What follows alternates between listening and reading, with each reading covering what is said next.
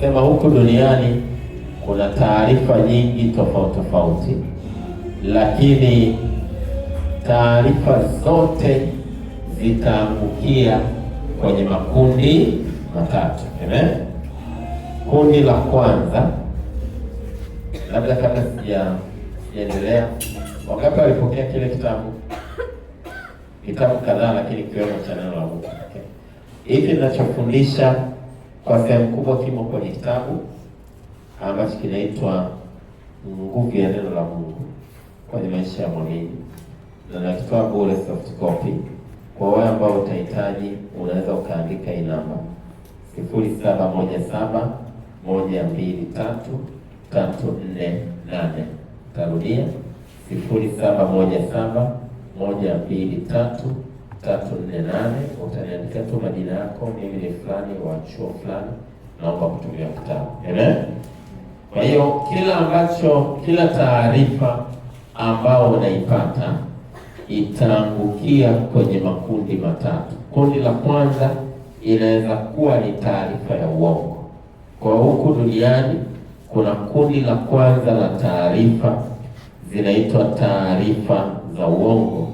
Nyuma ya taarifa za uongo yuko Shetani, kwa sababu yeye ndiye baba wa uongo. Na taarifa ya uongo ikipokelewa kama ya kweli, mtu hataepuka matokeo ya taarifa za uongo.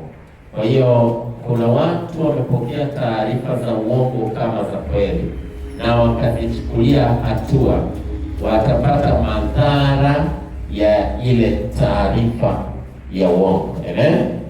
Na nikasema unaweza ukapokea taarifa za uongo kutoka kwa watu wanaweza kukuletea taarifa za uongo, lakini pia wataalamu kabisa, mtaalamu akakuletea taarifa za uongo. Sayansi na teknolojia inaweza, sio kwamba ina mara zote itakuwa hivyo, lakini inaweza ikakuletea taarifa za uongo. Mazingira yanaweza yakakupa taarifa za uongo, lakini hata mawazo yako yanaweza kukuaminisha taarifa za uongo. Amen. Na nikasema tukaona kwenye mawazo, namwona Petro aliamini uongo akawa shetani. Biblia inasema rudi nyuma yangu Shetani, kwa sababu hauyawazi yaliyo ya Mungu. Na kila anayeamini uongo na kufanya maamuzi kutokea kwenye taarifa ya uongo ameiruhusu roho ya mauti kwenye maisha yake. Isaya sura ya 28 mstari wa 15. Isaya 28 mstari wa 15. Kwa hiyo unapopokea taarifa za uongo kama ni za kweli, zitakuletea madhara. Amen. Naomba sasa tutulie hapo, usikorokote tena. Taarifa nyingine namba 2 ni taarifa za kweli inayobadilika. Kiingereza wanaita facts. Hizi ni taarifa za kisayansi mara nyingi. Taarifa ya kweli inayobadilika. Nyuma ya taarifa za kweli inayobadilika kuna sayansi. Taarifa za kisayansi, iwe ni sayansi tiba, ni sayansi ya mazingira, sayansi ya masuala ya anga, taarifa za kisayansi ni za kweli mara nyingi, japokuwa wakati mwingine kile chombo cha kisayansi kinaweza kaleta taarifa isiyo sahihi, lakini mara nyingi ni za kweli, lakini ni za kweli ambayo haidumu. Fact ni kweli ambayo inaweza kubadilika. Kwa hiyo unaweza ukapokea taarifa hizo za kweli inayobadilika kutoka kwa sayansi, teknolojia, uhalisia wa mambo asili ya nature.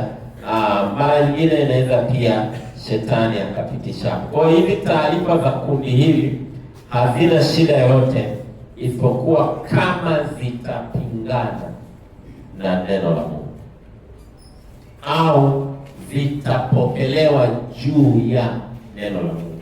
Unaruhusiwa kupokea taarifa za kisayansi kuhusiana na mwili wako, zikasema mwili wako una changamoto fulani, unaruhusiwa, lakini ni kosa kubwa kuziweka zile taarifa juu ya neno la Mungu, kwamba ameshasema daktari ndio imeisha. Haipaswi kuwa hivyo, kwa sababu hizi taarifa za kisayansi sio za kudumu. Ndio maana nikitoa mifano kadhaa, sayansi tiba ya miaka 50 iliyopita na sayansi tiba ya leo ni tofauti kabisa. Sayansi tiba ya miaka 100 iliyopita na leo ni tofauti kabisa. Kuna magonjwa ambayo ilikuwa hayatibiki miaka 100 iliyopita, leo ni magonjwa ambayo hayana shida, yanatibika. Mtu anaweza kaugua na akapona bila shida. Teknolojia ya miaka 50 iliyopita, unajua watu wakifufuka leo ambaye ameishi miaka 100 iliyopita, labda ameishi mwaka 1926 akafuka leo, asema dunia imejaa uchawi, kwa sababu kuna mambo mengi ambayo yalikuwa yanaonekana hayawezekani leo yanawezekana. Maana yake sayansi, taarifa za kweli zimebadilika. Ni za kweli ilikuwa haiwezekani, lakini leo inawezekana. Amen. Na nilitoa mifano ya picha yako ya utoto. Kama picha yako ya utoto imebadilika, maana yake chochote kukuhusu kinaweza kubadilika. Picha ya utoto ni ya nje. Leo hauko hivyo ulivyokuwa mtoto. Kwa hiyo maana yake hata picha za ndani zinaweza kubadilika. Picha ya moyo wako, wanasema moyo umekuwa mpana. Picha ya figo zako, wanasema figo zimekufa. Picha sijui ya mapafu, hizo zote zinaweza kubadilika.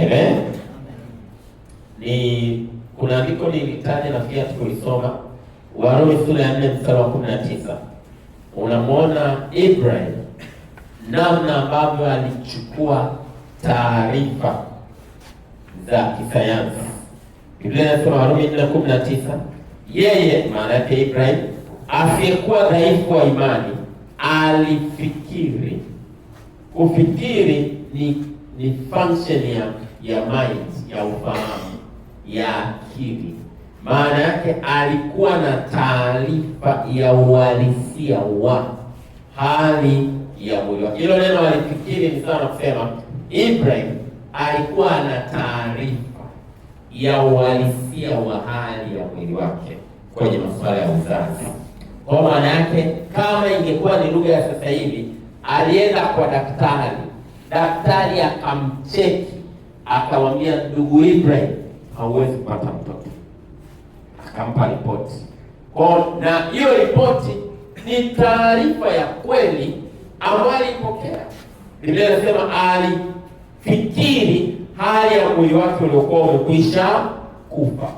Alafu anasema akiwa amekwisha kupata umri wa miaka 100. Maana yake sio tu sayansi ilimpa majibu, lakini hata asili, nature, ilikuwa inamwambia mzee wa miaka 100 hawezi kupata mtoto. Alafu anasema na hali ya kufa ya tumbo la mkewe sana. Kwa maana yake alikuwa na taarifa mbili za kuaminika kuhusiana na yeye na mke wake. Ila Ibrahimu hakuishia kwenye hiyo. Ndio maana mstari wa 20 Biblia inasema lakini maana yake ninaenda zaidi ya ninachokijua. Lakini nini? Akiona ahadi ya Mungu, akiliona neno la Mungu. Amen. Kwa hiyo hakuishia kwenye hiyo taarifa. Alipoiona ahadi ya Mungu, akaamua sitaishia hapa, nitaamini. Hakusita kwa kutokuamini, bali aliamini kile ambacho Mungu amekisema. Bwana Yesu asifiwe sana. Kwa maana yake ni kwamba hakuishia hapo, na ndivyo inavyopaswa kuwa hata kwetu. Ni kweli sayansi inasema kweli mara nyingi, lakini haupasi kuishia kwenye hiyo taarifa. Iko taarifa iliyo juu ya sayansi, na hiyo ndio kundi la 3 la taarifa, linaitwa taarifa ya kweli isiyobadilika. Hapo ni neno la Mungu. Neno la Mungu ni taarifa ya kweli isiyobadilika. Ile ya pili inaitwa fact, hii ya 3 inaitwa truth. Truth ni taarifa ya kweli isiyobadilika. ambayo ni hiyo hiyo jana, leo na milele. Bwana Yesu asifiwe sana. Kweli ya neno la Mungu ni taarifa ya kweli isiyobadilika. Kwa neno la Mungu ndio taarifa ya kweli ya kudumu. Hapa ndio nataka niweke msisitizo. Amen. Neno la Mungu ndio taarifa ya kweli ya kudumu, ndio taarifa ya kweli isiyobadilika. Neno la Mungu halibadiliki. Unajua watu wa Mungu, kwa nini neno la Mungu tunapaswa kuliamini na kulitegemea? Kwa sababu neno la Mungu linaitwa la milele. Ni neno la Mungu linadumu milele. Milele maana yake ni iliyopita, sasa na ijayo. Kwa maana yake neno la Mungu kuhusiana na maisha yako ni la milele. Maana yake neno la Mungu limeshatembelea maisha yako tangu mwanzo. Ndio maana Biblia inasema uliniona kabla ya kutungwa tumboni mwa mama yangu. Ndio Zaburi 139. Anasema uliniona kabla sijatungwa mimba. Hapa anasema nimeumbwa kwa namna ya ajabu. Hapa anamalizia kwa kusema chuoni mwako ziliandikwa zote pia, siku zangu kabla hazijakuwepo. Kwa hiyo kwa neno la Mungu wewe sio mpya. Wewe lilikuona kabla hujakuwepo, linakuona sasa, liliona na kitu chako. Kwa neno la Mungu limetembea kwenye maisha ya mtu yote. Lilianza tangu anakuwepo, kabla hajakuwepo tumboni. Maana yake tangu anaumbwa likatembea, limetembelea maisha yako ya sasa, limetembelea na kesho yako, na limeshathibitishwa. Kwa maana yake ukiliamini neno la Mungu linaweza kukufikisha kwenye hatima yako, na ndiyo nafasi ambayo tunapaswa kulipatia neno la Mungu. Amen. Bwana Yesu asifiwe sana. Lina uwezo binafsi, bali neno la Bwana ladumu hata milele. Maana yake neno la Mungu limetembelea future yako na kuthibitisha ya kwamba linaweza kukufikisha kwenye hatima yako. Chochote ambacho neno la Mungu linakwambia ni cha kwako, linaweza kukufikisha huko. Kwa mfano, mtu ambaye ni mgonjwa, neno la Mungu akalipokea neno la Mungu linamwambia una afya. Maana yake neno la Mungu limekuona ukiwa mgonjwa. Neno la Mungu limeshatembelea uzima wako, linaweza kukufikisha kwenye uzima wako ukiamua kuliamini. Mtu ambaye ni maskini, ambaye ni hoehae, ana aeleweki, neno la Mungu limeshatembelea mpaka mafanikio yake. Akiliamini linaweza kumfikisha kwenye mafanikio yake. Bwana Yesu asifiwe sana. Na hivyo ndivyo ambavyo tunaweza na tunapaswa kuliamini neno la Mungu. Neno la Mungu ni la milele, halibadilishwi na mazingira, halibadilishwi na chochote. Hakuna ugonjwa, hakuna hali ngumu inaweza kubadilisha kweli ya neno la Mungu. Linadumu milele na litabaki kuwa kweli milele. Amen. Ukiweza kuliamini neno la Mungu, mimi nakwambia ukweli, neno la Mungu litakuvusha. Ukiweza kuliamini, alibadilishwi na sayansi, alibadilishwi na teknolojia, alibadilishwi na asili, alibadilishwi na muda. Kila kilichopo kitapita, lakini neno la Mungu litadumu milele. Amen. Biblia inasema kwenye Zaburi 119 mstari wa 89, anasema Bwana, neno lako lasimama milele mbinguni, lasimama imara mbinguni milele. Sasa Kiingereza anasema your word is settled forever in heaven. Neno lako limeshamaliza kila kitu kwenye ulimwengu wa roho. Anaposema mbinguni, moja ya maana ya mbinguni ni kwenye ulimwengu wa roho. Neno la Mungu limeshaseto kila hali yako kwenye ulimwengu wa roho. Unajua tumeaminishwa nguvu ya maombi kuliko nguvu ya neno. Lakini mimi nakwambia kweli, maombi hayana nguvu bila neno la Mungu. Kinachoyapa maombi nguvu ni neno. Kwa maombi ya mtu asiye na neno ni maombi yasiyo na nguvu, maombi yasiyo na matokeo. Ndio maana tunaombaji wengi sana hawana matokeo. Ukielezewa maombi yake unasema ni hatari, lakini matokeo, tuonyeshe matokeo ya maombi yako. Hana matokeo. kwa sababu kinachosababisha matokeo kwenye maisha ya mtu anayeomba ni neno la Mungu. Maombi ni sawa na umeme, sawa? Maombi ni sawa na umeme, alafu neno ni sawa na wiring. Neno ndio linakupa ufahamu wa namna ya kutumia huo umeme. Maombi yanaleta umeme, mpaka umeme unaingia mpaka kwenye nyumba yako. Unajua, unaweza ukawa umeme umeingia hapa na una mtu yuko gizani. Umeme unaweza ukawepo pale na giza lipo. Kwa nini? Hakuna ufahamu wa wiring. Bwana Yesu asifiwe. Kwa neno la Mungu lina direct maombi yako kwa usahihi. Ndio maana kuna mtu ni mwombaji sana, hana ufahamu. Mwombaji anateswa na magonjwa, shida sio maombi. Mwombaji anateswa na nguvu za giza, shida sio maombi, shida ni neno. Nimekutana na waombaji, kuna jamaa mmoja nilikutana naye, alikuwa huyu ndugu alikuwa anaomba kila siku masaa yasiyopungua 6 kila siku. Hapo amenipigia ananielezea changamoto yake, anahitaji nimwombee. Nikasema huyu jamaa anaomba kunizidi, alafu anataka nimwombee. Namwombea nini? Anaomba masaa 6 kila siku, alafu anateswa na nguvu za giza, mapepo yamemtesa kwa miaka mizuri 17, miaka 17, na anateswa kwa kiwango ambacho anaona, yani sio tu anaona vimtu viko hivi, yani kama hivi. Anasema anaweza nikawa natembea, ghafla naona vimtu kama 1000 hivi vya hivi vipande vya vina vimenizunguka, wengine wote hawaoni, mimi naviona. Kwa hiyo na niko kwa yani kama hivi mbele za watu, ghafla anaanza kuona vimtu vimezunguka, kwa atajikausha, lakini mwisho wa siku ataanza kukimya paki naye amniwezi, kwa sababu vina kama vinamwongelesha, kwa anaanza kuvijibu amniwezi. Kwa nini?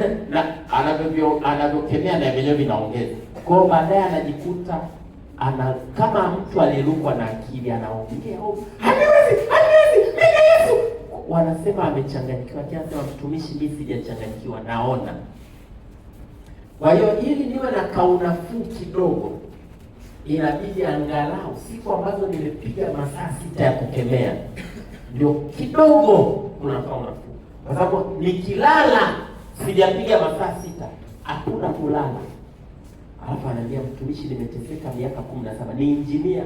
Anasema kuna wakati napata tenda za ujenzi, nimeshaenda pale, nimeseti mafundi na nini, tukiwa pale wanaendelea na kazi, nasimamia, ghafla vimevamia pale, vinakuja, hakuna mtu anaona, naanza kuona najikausha, lakini baadaye vinanizidi, najikuta naanza kuongea, kukemea. Mwisho wa siku bosi anaambiwa, yule umetuletea engineer kichaa, kachanganyikiwa na ulokole. Kwa hiyo napoteza ile kazi. Anasema nimeteseka kwa miaka 17. Kwa mtumishi, naomba maombi. Mimi nikagundua huyu ana tatizo la kimaombi, kwa sababu anaomba sana. Huyu ana tatizo la kiufahamu neno. Bwana asifiwe sana. Kwa nikaanza kuongea naye, nikaanza kumchambulia maandiko yanayomwonyesha nafasi yake katika Kristo. Hivyo tu niliongea naye kama dakika 45 kwenye simu. Nilimwambia, wewe ni nani katika Kristo? Na kile kitendo cha kusema mimi nimeamua kumpa Yesu maisha yangu, nini kilitokea rohoni mwako?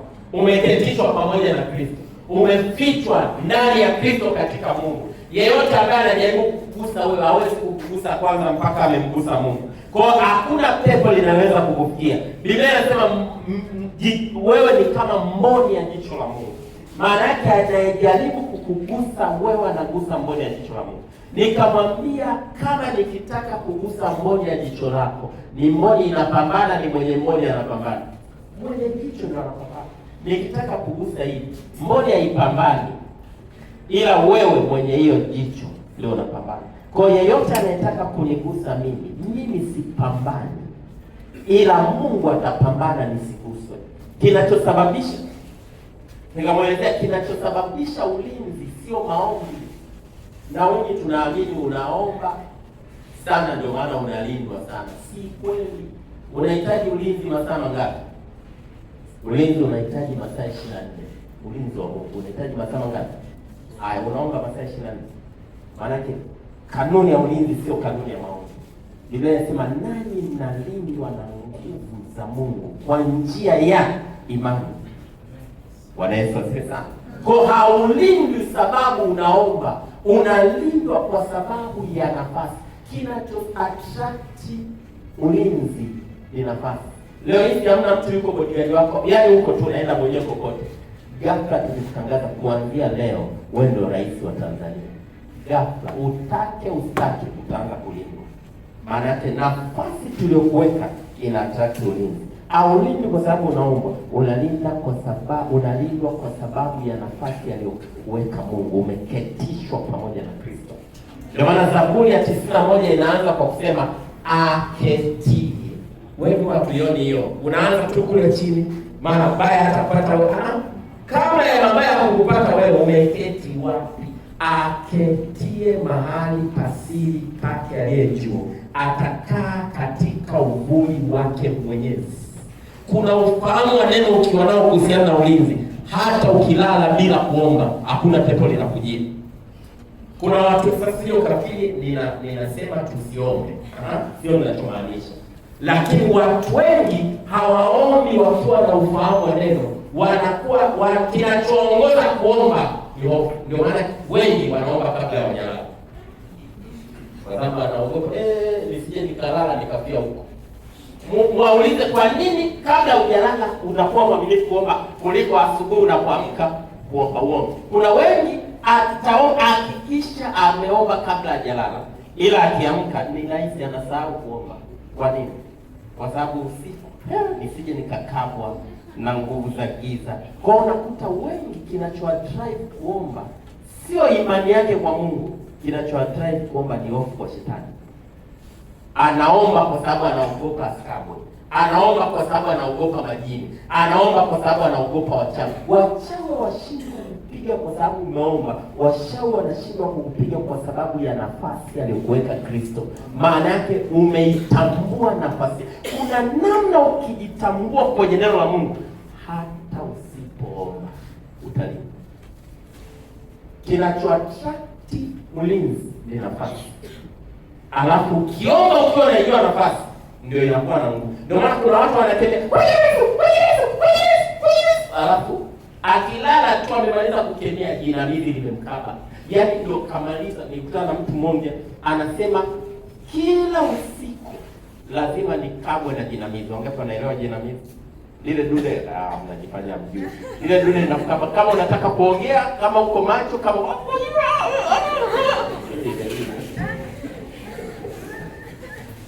kwa hiyo mtu anasema kila nikilala lazima nikabe. Na mbaya zaidi, yani nikiamka inanikaba ninapoamka kuomba. Nani Kristo mwaminifu kuomba kila usiku. Anasema naamka kuomba kila nikiamka kuomba ili ninapotaka kulala inanikaba. Na ili angalau nisikabwe sana inabidi niwe na maombi special kabla ya kulala. Anasema sijui nifanyeje. Maana maombi yameshindwa kuweka kuna ufahamu ameukosa. Kwa hiyo ndugu nikamwambia hivi, nikamwambia tambua nafasi iliyoketishwa.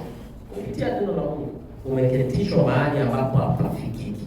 Hakuna mchawi anaweza kufikia. Hakuna nguvu za giza zinaweza. Hakuna chochote kinaweza kukufikia. Wewe unalindwa na nguvu za Mungu. Swala lako la ulinzi ni swali lilikuwa settled tangu ulipompa Yesu maisha. Kabla hata hujaomba. Nikamwambia kwa hiyo unapoomba masaa yako 5-6 usikemee nguvu za giza. Wakati mwingine tunazipa mno nguvu shetani. Unampromote mno shetani. Yaani unaomba masaa 3, masaa 2 na dakika 50 unakemea nguvu za giza. Alafu dakika 10 ndio uko na Mungu wako. Alafu unasema nilikuwa kwenye uwepo wa Mungu. Ulikuwa kwenye uwepo wa Mungu dakika 10. Ukiwa umefunga macho, alafu unapiga wachawi na alikuwa wachawi nini uko kwenye uwepo wa nini? Yaani kimsingi unapopiga hao wachawi umewafuata, uko kwenye uwepo wa wachawi. Bwana asifiwe sana. Sasa sio kafikiri mimi niko kinyume na kukemea wachawi. Lakini angalia hata Yesu wakati anafundisha kuomba. Alifundisha nini? Salini Baba yetu uliye mbinguni. Kuna watu akianza kuomba amtambui Baba, anatambua nguvu za giza. Akianza akipiga magoti anaanza kutambua nguvu za giza. Biblia inasema unapopiga magoti kuomba, usali mbele ya Baba yako, sio mbele ya mchawi. Mbele ya Baba yako. Maana yake unapoenda kuomba, consciousness ya kwanza sio nguvu za giza. Ni Mungu uko mbele ya Baba yako. Nini salini Baba yetu uliye mbinguni, jina lako litukuzwe, ufalme wako uje, mapenzi yako yatimizwe huko mbinguni kama duniani. Anaendelea mwisho kabisa anasema usitutie majaribuni. Pale ndio nguvu za giza. Usitutie majaribuni utokoe na yule mwovu. Hapo kwa kuwa ufalme ni wako na nguvu na utukufu. Lakini huyu mtu wa Mungu akitumia masaa 3, masaa 2.5 anaendelea nguvu za giza. Ndio maana huyu mtu ana consciousness nyingi ya nguvu za giza, na ndio zinapata nafasi kwake. Kwa hiyo ndugu, nikamwambia kuanzia leo ukiomba masaa 5 usikemee nguvu za giza. Mwadhimishe Mungu. Mwambie Mungu alivyo mwema. Ongea na Mungu wako. Alafu ukimaliza, wakati unataka kulala, usivikemee. Viambie, mimi ni mboni ya jicho la Mungu. Anigusee mimi, anagusa mboni ya jicho la Mungu. Kwa hiyo kama mnaweza kugusa mboni ya jicho la Mungu, njooni. Yaani usizifuze, waambie njooni, alafu lala. Hivi unajua tatizo la miaka 17 lilishughulikiwa na ufahamu rahisi. Anasema kesho yake anasema usiku huo niliomba masaa ambayo niliomba, alafu mwisho nikasema tu mimi kwa sababu nimeshaelewa, nimeketishwa pamoja na Kristo, siwezi kufikika na nguvu za giza. Mimi ni mboni ya jicho la Mungu, na kama mnaweza kumgusa Mungu njooni. Nikalala. Anasema baada tu ya kujifunika nikazisikia hilo vidude. Nikaanza kusema unajifanya umejua yaani sauti iko kwa karibu. Unajifanya umejua hapo kuendelea kwa. Unajifanya umejua unajifanya umejua unajifanya umejua unajifanya umejua. Alafu ndio ilikuwa mwisho wa tatizo la miaka 10. Kitu hiki nilimwambia mtu ambaye alikuwa anateswa na majirani. Nikamwambia acha kuyapa kiki. Unayapa dakika 10 zote hizo salini. Baada ya maombi yako, hivyo mimi ni mboni ya jicho la Mungu. Anayeweza kunigusa mimi aje. Anaweza kugusa mboni ya jicho la Mungu aje. Na nikamwambia hata ukisikia unabanwa, acha na kile waza kwamba haiwezekani nigusa. Waza kwamba haiwezekani mboni ya jicho la Mungu iko. Waza tu. Na hiyo nilikuwa mwisho wa majinamizi. Wanaweza kusema huu ndio ufahamu ambao unaweza kumsaidia Mungu. Sasa maombi mengi bila kufahamu neno la Mungu, utakuwa na nguvu nyingi zisizo na uelekeo.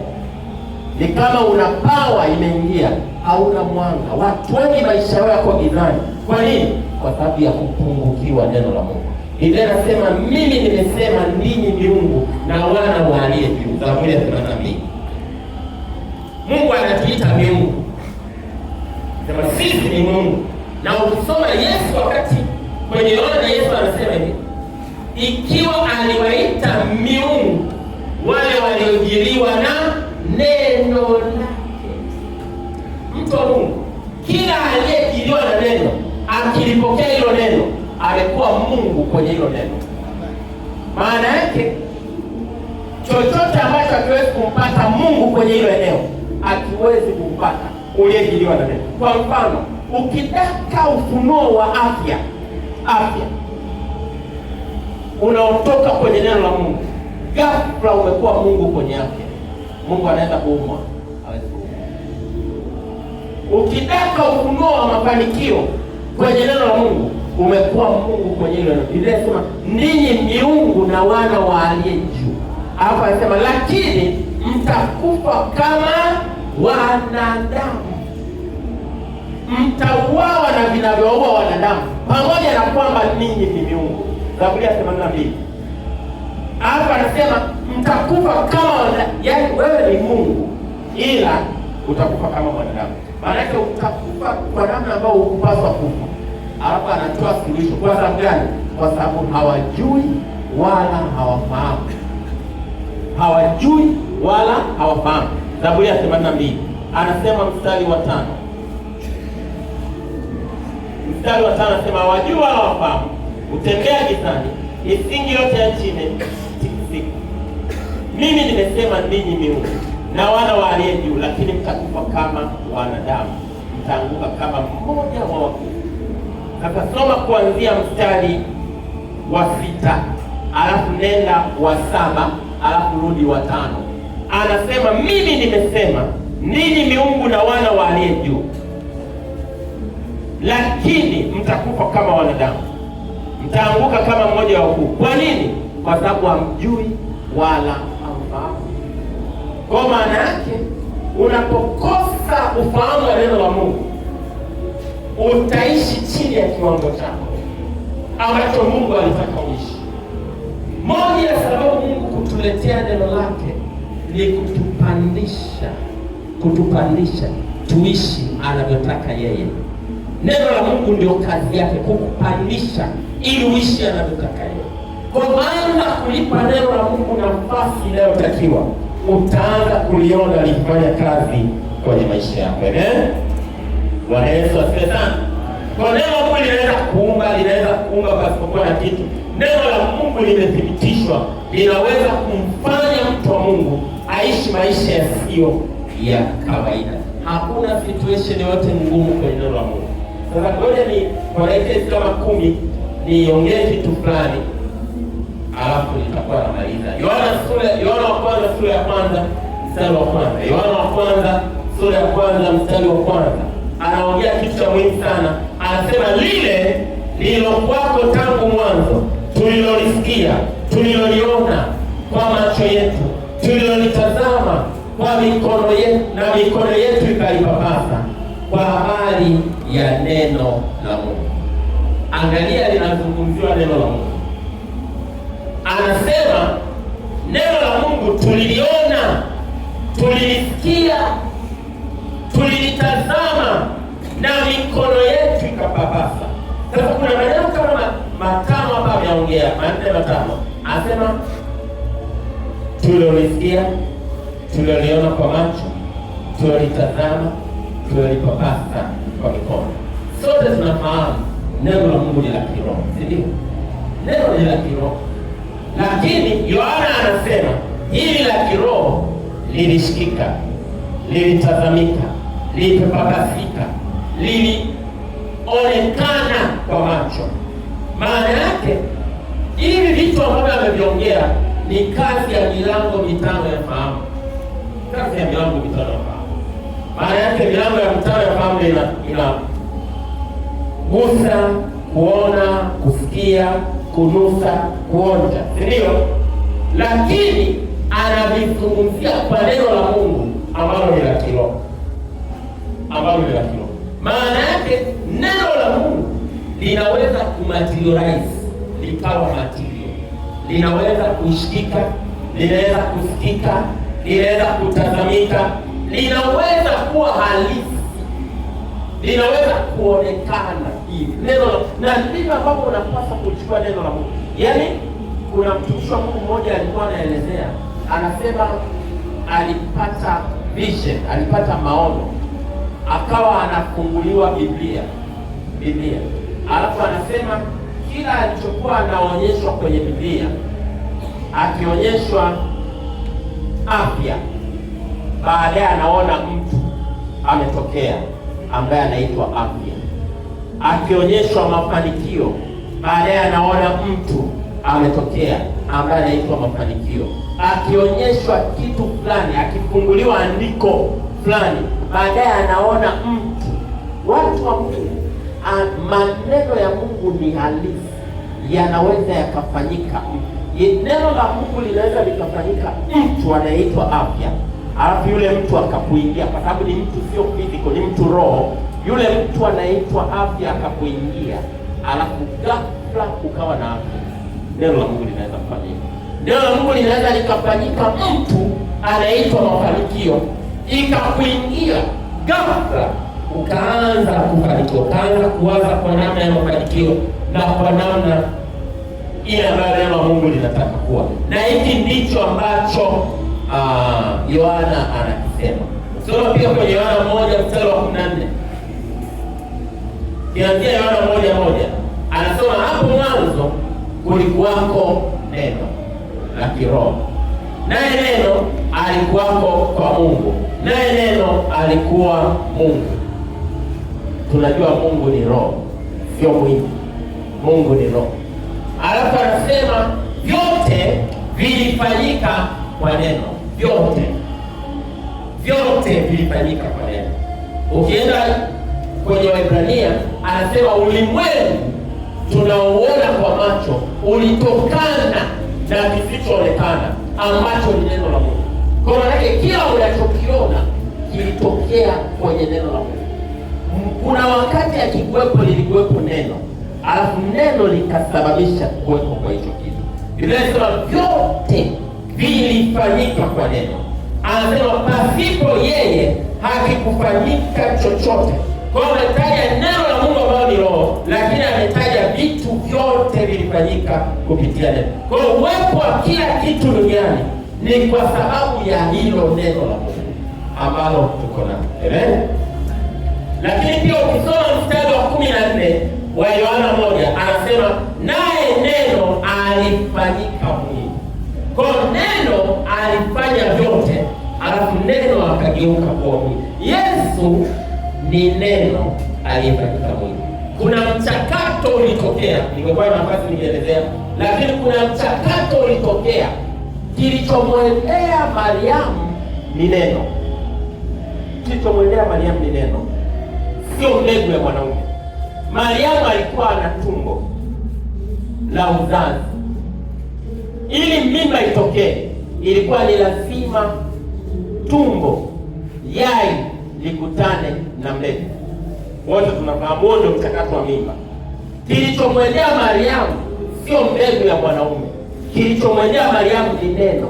Biblia inasema mmezaliwa kwa mbegu isiyoharibika ambayo ni neno la Mungu. Kwa neno la Mungu ni mbegu. Hilo neno mbegu ukiangalia tafsiri yake ni sawa na ndio neno sperm lilipotokea. Sperm.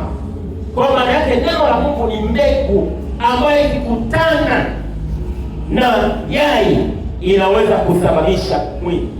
Ndio maana Biblia inasema Mariamu angekataa neno asingetunga mimba. Kilichofanya Mariamu, ndio maana ilikuwa ni lazima Mariamu aambiwe umepewa neema. Baadaye akaambiwa itakuwaje neno hili, akasema nguvu ya Mungu zitakufunika kama kivuli. Alafu akalipokea akasema na iwe kwangu kama ulivyo. Mariamu akisema hayo mambo hapana, isingeweza kutokea mimba, kwa sababu ilikuwa inabidi alipokee neno ili ifanyike mwili. Kwa neno la Mungu ni mbegu ambayo linaweza kufanyika mwili. Kwenye tumbo la Mariamu lilifanya mwili wa Yesu. Sasa kila mtu aliyeokoka ndani yake ana kibebeo, ana tumbo ambalo lina mayai. Unajua tumbo ni nini? Mind, fahamu, fikra.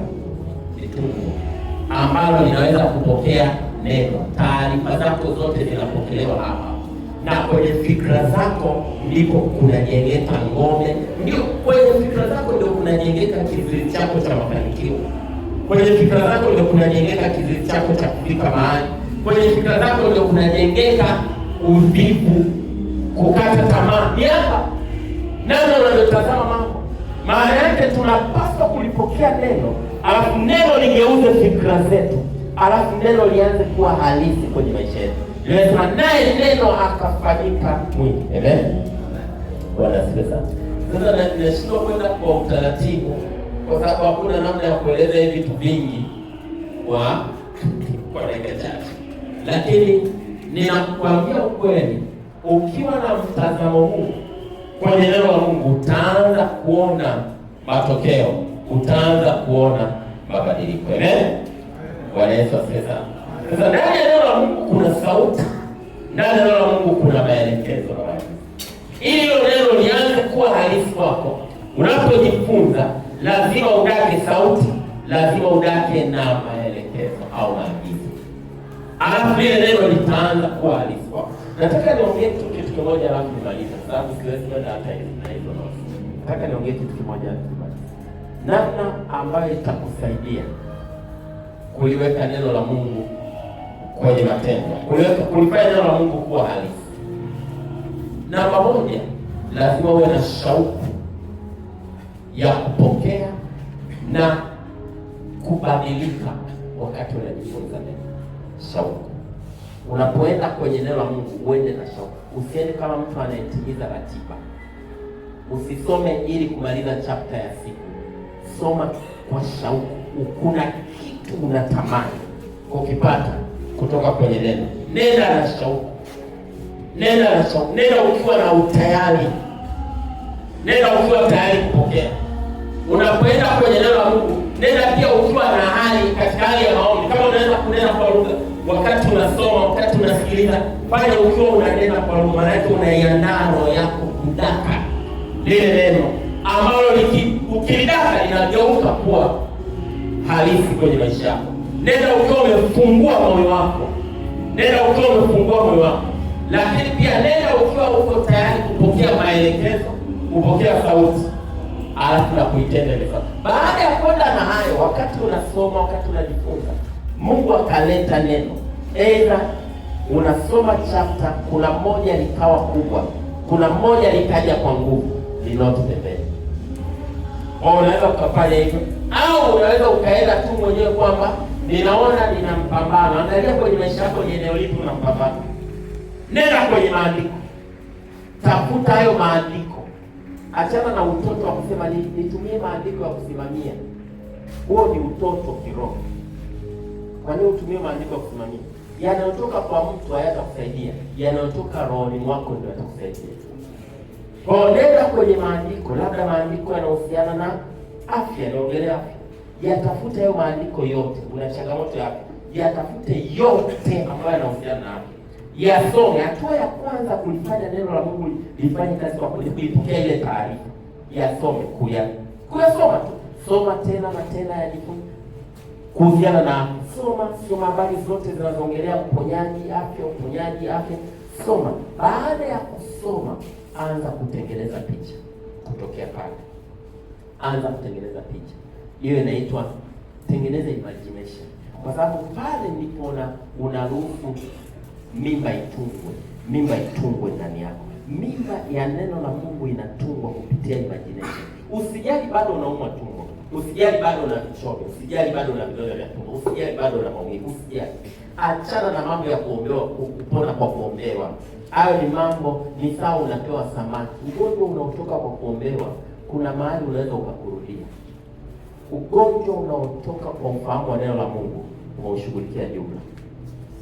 Mimi ninaombea watu, lakini baada ya kumwombea mtu namwambia kaa na neno, kwa sababu uponyaji halisi wa kudumu unaotokea kwenye neno. Amen.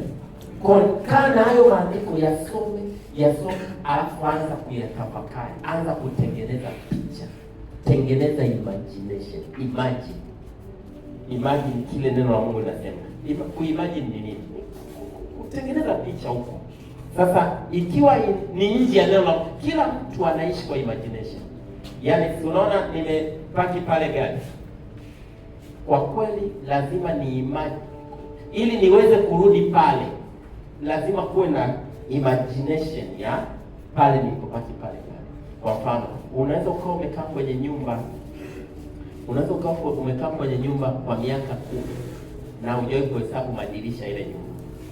Haujui madirisha yako mangapi. Nyumba umeishi miaka 10. Hivi nyumba mnaishi na madirisha mangapi?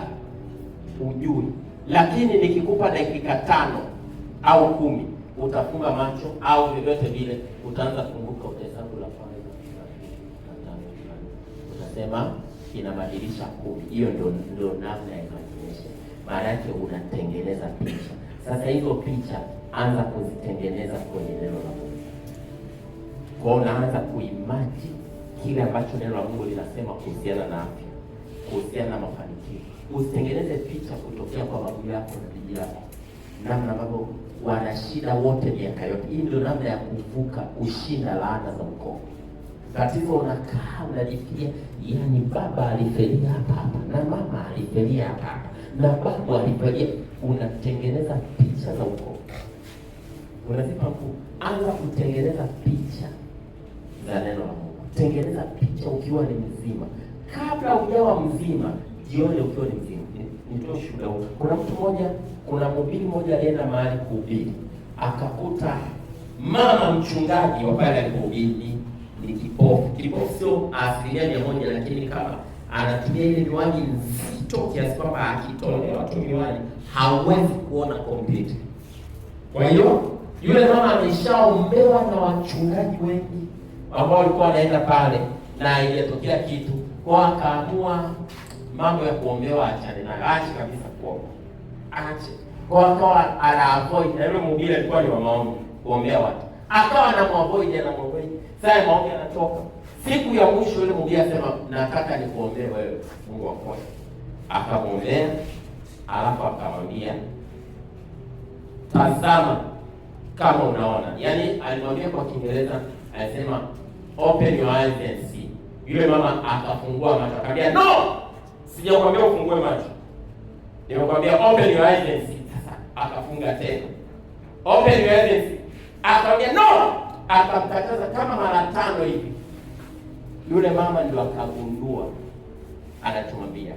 Maana yake alikuwa anamwambia anza kuimagine unaona ukiwa umefunga macho. Yaani jione unaona ukiwa umefunga macho.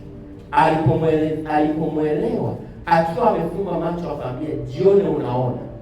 Akatengeneza ile picha ndani, akamwambia sasa fungua macho. Alipofungua macho akajikuta anaona. Maana yake kama unataka matokeo kwenye maisha, anza kujitafutia kwenye neno la Mungu. Anza kujiimagine kwenye neno la Mungu. Hii kitu sio kitu ambayo inaweza ikatokea kesho. Tatizo wa Kristo wengi wa sasa tunataka tita. Yaani ubonyeze pa, message delivered na notification umepata, ndio unaridhika. Hii sio kwamba utafanya leo itatokea kesho. Anza kufanya hiki kitu kwenye eneo ambalo unaona una upungufu. Kifanye kwa muda wa kutosha. Kama una shida ya afya, anza kujiimagine unasoma maneno ya Mungu na imani. Hivi ndivyo ambavyo mimi nilitoka kwenye changamoto za kiuchumi. Hivi nilitafuta maandiko yanayoelezea namna ambavyo Mungu anaweza kutunza watu wake. Maandiko zaidi ya 50. Yaani ambayo sijui Elia analishwa na kunguru. Kwangu mimi haikuwa stories.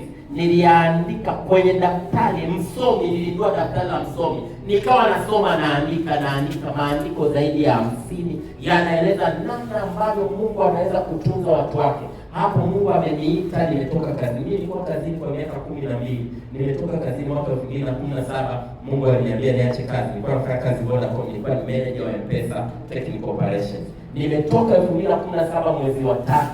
Mungu akaanza kunifundisha namna anavyoweza kunitunza. Nikaanzia hapo kwenye maandiko. Nikaanza kuyasoma na kuyatafakari na kuyasoma na kuanza kutengeneza picha, siwezi kupungukiwa. Ile picha ya jangwani yote iliingia kwenye akili yangu yote, kwamba Mungu alitunza watu jangwani miaka 40. Unajua tunasemaga bila kutafakari. Jangwa ni kama kwenye sakafu hivi, ni kama kwenye mchanga. Miaka 40 mana Kiingereza ile inaitwa mkate, ile inaitwa keki. Mana ilikuwa inaanguka kutoka mbinguni. Nikaanza kutafakari. Biblia inasema pia inaitwa nafaka. Mwanadamu akala nafaka ya mbinguni. Nikaanza kutafakari mchakato wa kupata nafaka mahindi tuseme, au nafaka mchele, ipandwe, ikue, ikae miezi kadhaa. Lakini kila asubuhi alikuwa anakuta sio nafaka tu imeanguka, mkate uliookwa, oven za kulisha watu milioni 3. Kwa ile picha yote ikaingia ndani yangu. Kuna kitu kikaniingia. Maana yake huyo neno akaniingia. Neno akafanyika mwili. Nikasema haiwezekani na haiwezekani. Na haiwezekani niishi maisha ya kubahatisha. Haiwezekani na Mungu amenipa. na ndipo nilianza kuona mlango mmoja baada ya mmoja baada. Mimi kila kitu nilichonacho sasa, mimi ni mtumishi wa Mungu, maana yake ninatumika full time, na Mungu alinizuia nisifanye kingine chochote. Kwa hiyo kwangu mimi itaweka out kwa namna hiyo, lakini kuna mwingine itafanya kazi, kwenye biashara, kwenye shughuli. Kila unachoniona nacho ni product ya neno.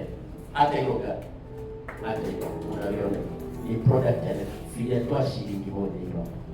Hata hii product ya neno. Sio kumuomba mtu, sio kuitisha nichagieni gari, sio. Na mimi sina kanisa, mimi ni freelancer. Tumeniita hapa, nimeenda na Mungu alikataza nisio na kanisa. Kwa hiyo sina mtu hata mmoja ambaye anasema huyu sasa ndio namsubiria. Sasa ngarawa ya kanisa anasema Jumapili nitawaitisha wajitolee. Mimi kila ninayemhudhuria na kanisa lake, hata wewe unalo kwa. Nikitoka hapa sina namna yote ya kucontact wewe. Maana yake lazima nijifunze kanuni inayotunza watu wa Mungu. Kwa hiyo hiki ninachokwambia mtu wa Mungu, hiki kitu ni halisi. Ukianza kukifanyia kazi kwenye maisha yako ya uchumi, utaanza kuona matokeo. Baada ya muda utaanza kuona matokeo. Kwenye maisha yako ya afya utaanza kuona matokeo. Usisome neno la Mungu kama kitu cha ziada. Anza kulifanya neno la Mungu sehemu ya maisha yako. Soma kila siku. Usisome kamstari kamoja. Achana na huo utoto. Sahani ya chakula unakula vijiko vimejaa. Sahani nzima unamaliza. Maandiko ni Bwana ndiye mchungaji wangu, sitapungukiwa na kitu. Achana na huo utoto, au utafika popote. Ili lote ni la kwako. Kila kilichomo ni cha kwako hapa sasa hivi. Kule mbinguni hatutahitaji neno la Mungu, kwa sababu kila kitu kitakuwa kwenye uhalisia wake. Hapa duniani tunahitaji hili ili tuweze kuishi kama mbinguni duniani. Amen. Kwa anza kuishi maisha ya neno la Mungu, na neno la Mungu litakuwa halisi kwako. Yes. Angalia ni wapi umepungukiwa. Mpaka leo mimi huwa najicheki. Ni wapi nimepungukiwa? Ni eneo gani nimepungukiwa? Ni wapi nimekaa mahali hapo kwa muda mrefu? Ni wapi nimekaa mahali kwa muda mrefu? Narudi kwenye neno la Mungu. Naanza tena.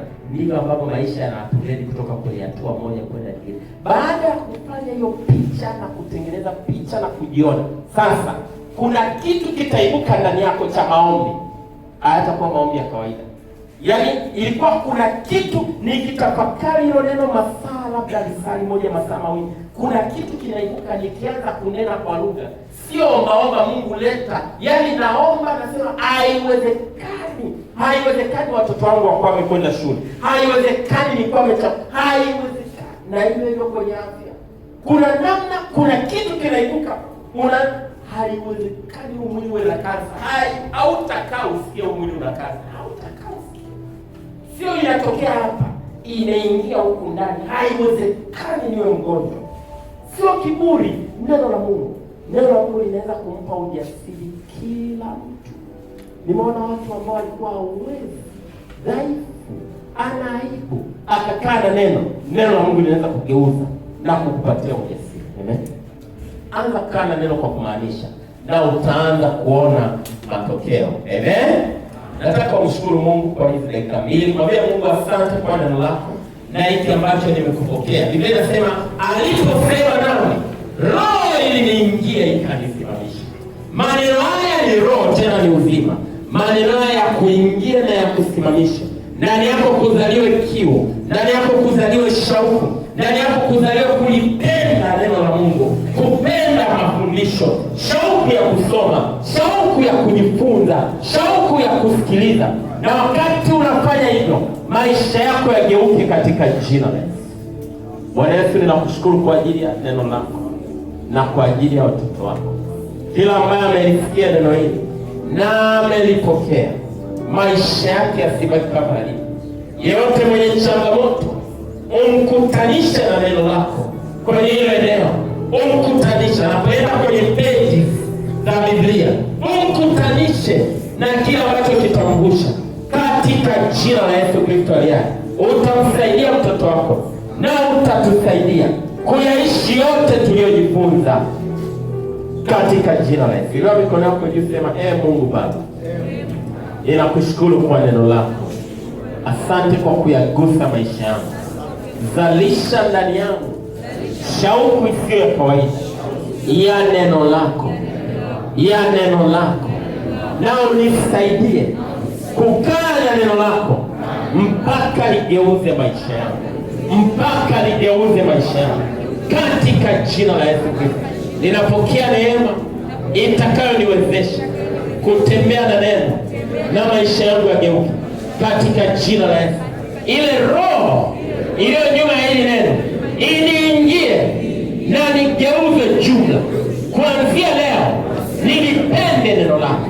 Neno lako liwe kama asali, neno lako liwe kama chakula, kwa sababu ni chakula cha roho yangu, na niliishi hilo na nione ukinitendea, katika jina la Yesu. Amen. Amen. Mungu awabariki.